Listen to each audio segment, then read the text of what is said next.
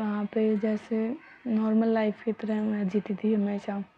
वहाँ कोई रोकने टोकने वाला नहीं था। मैं अपनी नानी के घर पे जा रही थी।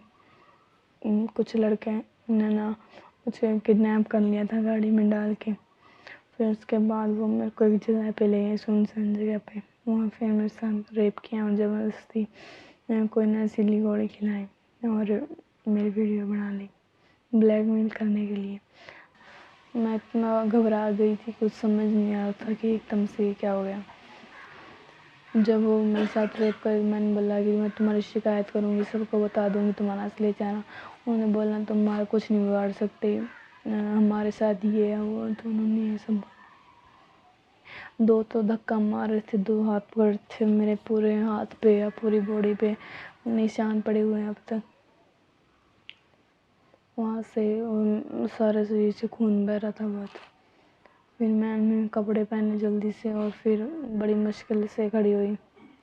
और फिर जो 2 दिन के लिए दूर था ना, उस टाइम मेरी मम्मी खाना बना रही थी। मैं जल्दी से कमरे में गई, कपड़े निकाले नहाने के लिए और फिर जल्दी से नहाई और वो कपड़े धो दिए सारे। तो फिर जैसे मैं स्कूल में गई ना, तो मतलब स्कूल टाइम में बहुत ज़्यादा शरारती एक तरह से थी। तो उस दिन मैं 2 दिन तक किसी से भी कुछ नहीं बोली। तो मेरे जो सर थे मैडम थे पीछे पड़ गए, बेटा क्या हुआ, तुम बोल क्यों नहीं रहे, सबसे पीछे क्यों बैठते हो, क्या बात हुई, काम क्यों नहीं करते ये। तो समझ नहीं आ रहा था क्या बताऊँ इनको, बस आँखों से अपने आप पानी बहने लगता था। फिर मैं 2 दिन तो गई स्कूल, उसके बाद वो लड़के दिखाने लग गए वीडियो, स्कूल के बाहर ही आ जाते थे और सारी दूर पीछा करते थे मेरा घर तक। डर लग रहा था बहुत कि मैं कैसे बताऊंगी फैमिली वालों को। उससे पहले इन्होंने बता दिया, इन्होंने सर्कुलेट कर दिया वीडियो, तो मैं क्या करूँगी। जिस दिन मेरे साथ हुआ उसके बाद 15 तारीख को उन्होंने दोबारा किसी लड़की के साथ किया। फिर मेरे को थोड़ा ये लगा कि हाँ मुझे आवाज़ उठानी चाहिए, इसलिए मैंने 18 तारीख को फैमिली वालों को बताया। वो एकदम तो शॉक्ड हो कि ऐसा कैसे हो गया हमारी बच्ची के साथ। उन्होंने बोला कि किसी के साथ भी हो सकता है। मुझे हिम्मत दी और फिर खुद थाने लेके गए मेरे को। उन्होंने बोला कि हमें जानते नहीं हो, हमारी इतनी पहुंच है, हम तो पॉलिटिकल फैमिली से है, हमारी ज़मीन है, हम किले बेच देंगे, नाम कर देंगे तुम्हारे ये वो। मैंने सोचा था कि जो हो चुका है वो हो चुका है, मैं स्टडी पर ध्यान दूँगी।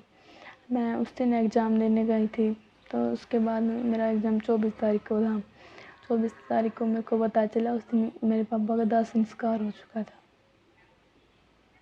क्योंकि बोला कि तुम्हें जान से मार देंगे हम, तुम्हारा कोई नामो निशान नहीं होगा गाँव में, तुम 3 तो रहते हो, क्यों वो कर रहे हो, लड़की की शादी कर दो कहीं भेज दो इसको। जब मेरे को पता चला कि मेरे पापा ने सुसाइड कर लिया, मैंने सोचा था कि मेरी फैमिली को संभालने वाला कोई नहीं है। तो मैंने थोड़ा सा मतलब हिम्मत नहीं कहूँगी, लेकिन थोड़ा सा करके कि हाँ मुझे करना है, अपनी फैमिली के लिए करना है, मुझे इंसाफ चाहिए। बस यही सोच कर इसी उम्मीद के साथ जो है अब तक लड़ाई लड़ रही हूँ। पहले जब गांव में रहती थी ना, तो मुझे ये नहीं पता था कि एनजीओ होते क्या हैं और ये रेप होता क्या है, कैसे होता, मुझे कुछ भी नहीं नॉलेज था।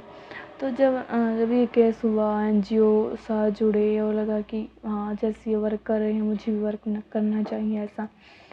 तो फिर इन लोगों से मिलती हूँ अब, तो और लड़कियों से मिलती हूँ ना, तो उनको भी एक डायरेक्शन देती हूँ कि हाँ उनको भी ऐसा करना चाहिए।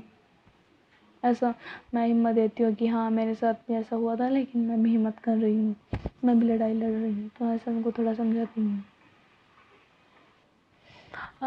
जैसे मेरा केस हुआ था उसके बाद जब 25 केस सामने आए थे लगातार उन्हीं दिनों, तो मेरे को लगता है कि मैंने आवाज़ उठाई, तो शायद मैंने आवाज़ उठाई तो औरों ने भी आवाज़ उठाई।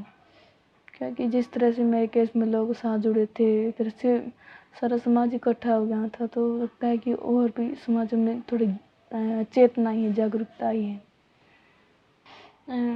انڈیا میں آئے دن جو ہے کیس سننے کو مل رہی ہے. آج اس لڑکی کے ساتھ ریپ کیا، اتنے سال کی تھی، اس کے اندر بوتل پائی گئی، مومبتی پائی.